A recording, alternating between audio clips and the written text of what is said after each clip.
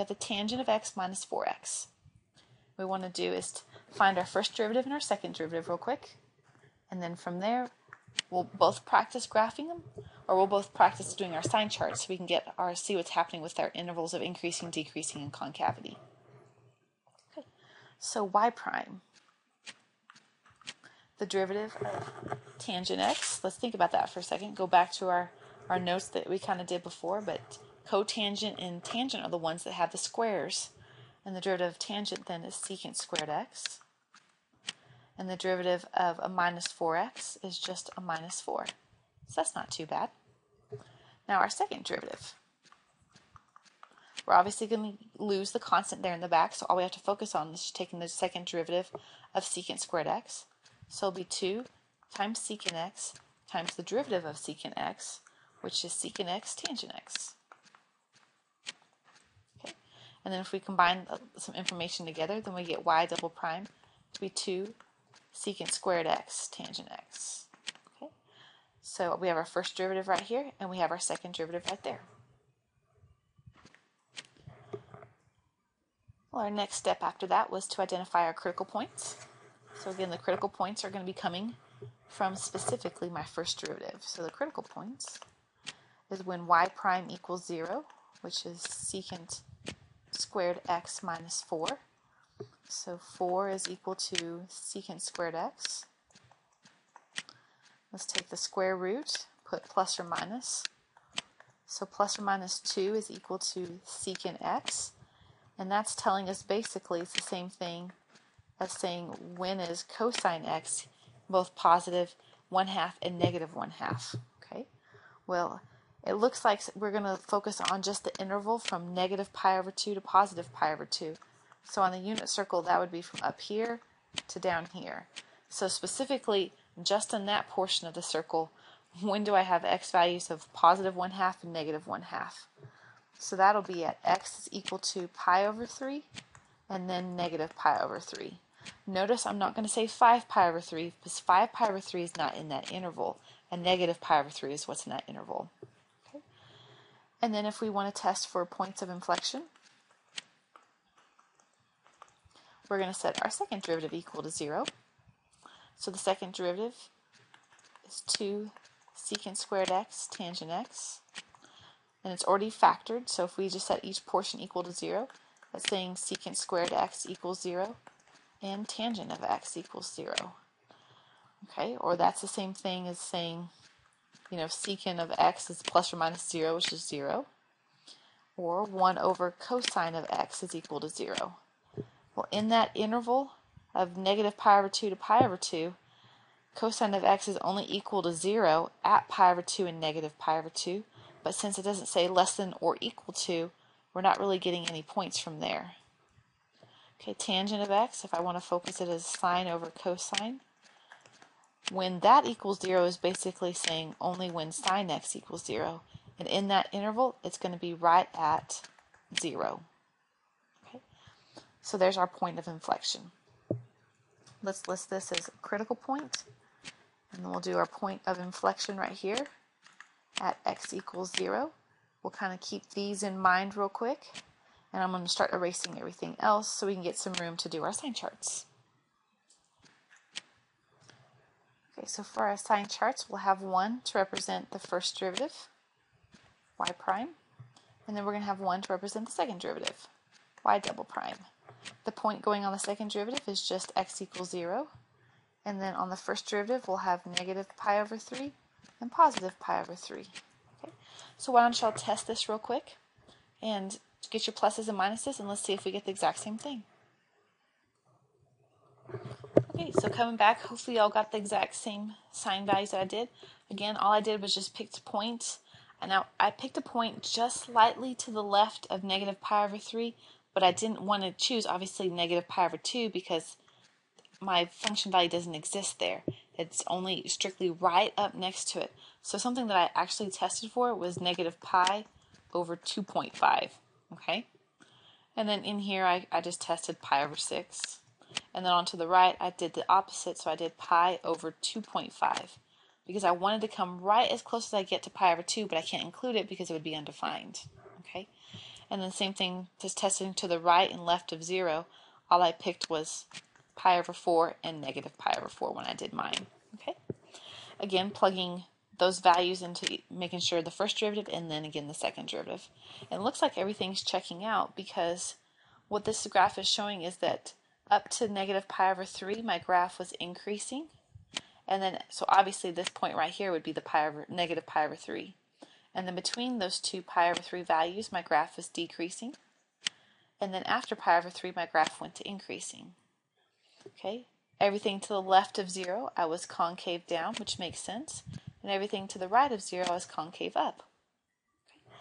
So to answer the questions then on local max,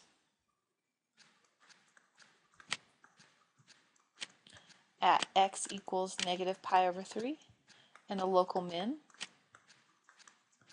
at x equals pi over 3, and then we have we know our point of inflection is x equals 0, so we are concave up.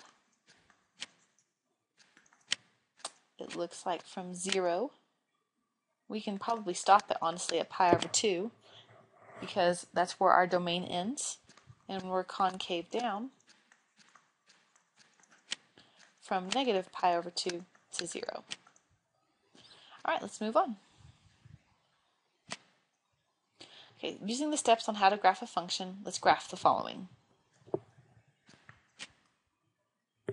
Thinking back to all those different points that there are the steps that they're asking us to kind of check for, the first thing we can look at is the domain. And since it's basically quadratic in nature, there's no variables in the denominator, there's nothing in the radical, we can say the domain is all real numbers. So that's good. There shouldn't be any asymptotes on our graph.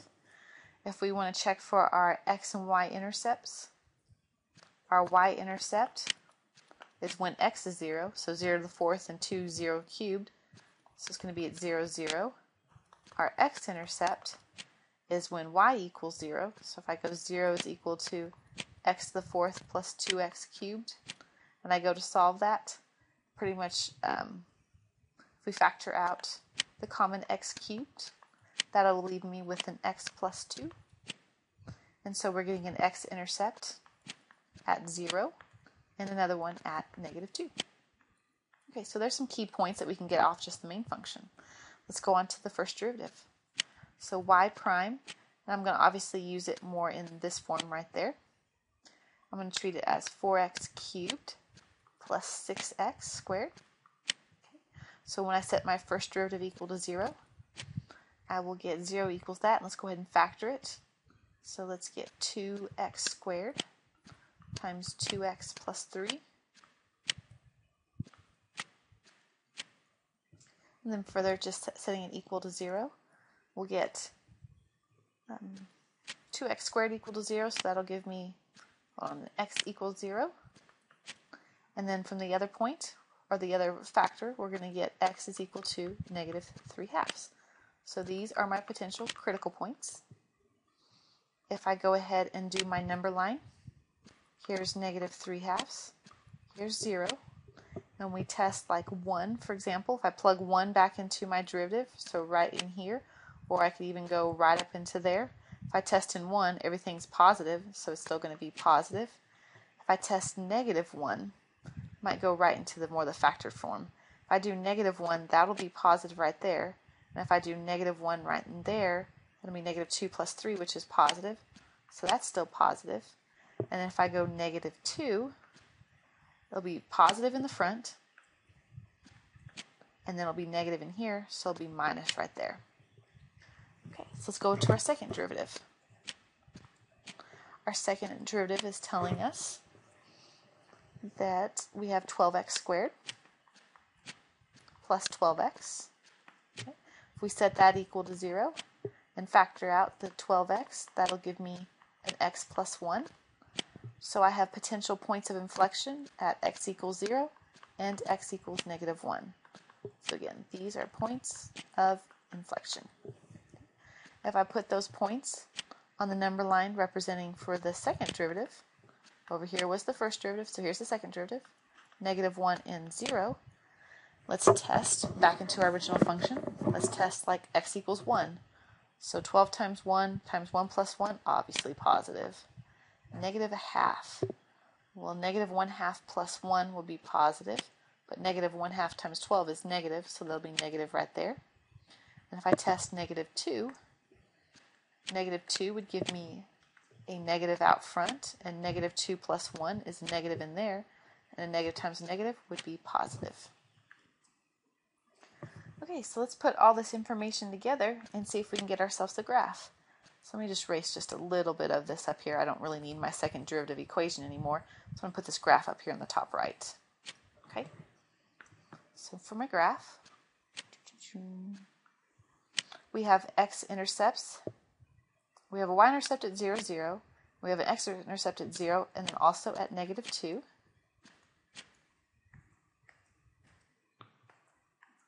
Okay, and then we have critical points at negative 1.5. So somewhere right in here we have a critical point and one at 0. Potential one, let's say it that way. We have concave, it looks like, okay, let's talk about this. Intervals of decreasing. So we should be decreasing from negative infinity to negative 1.5. We should be increasing from negative 1.5 to 0, and then also from 0 to infinity. We should be concave up from negative infinity to negative 1, and also from 0 to positive infinity. And then we should be concave down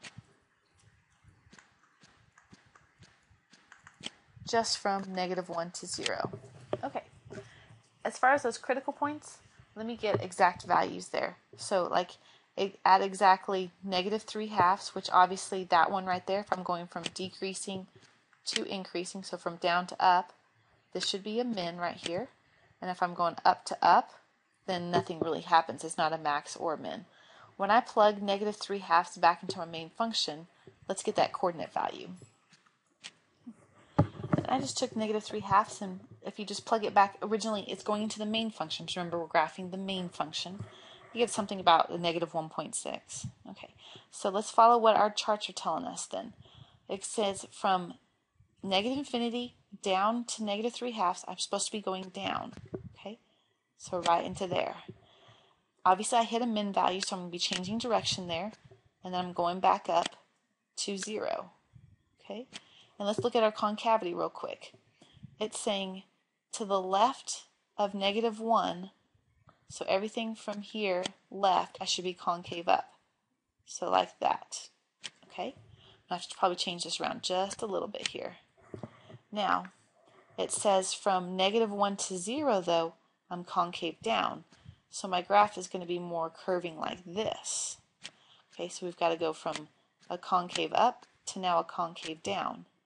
And then everything past 0, I'm concave up, and my first derivative is telling me I'm always increasing. So there's concave up like that. Okay, and that right there is a great representative of what our function y is going to be. So let's do all the same stuff here for the next one, part B.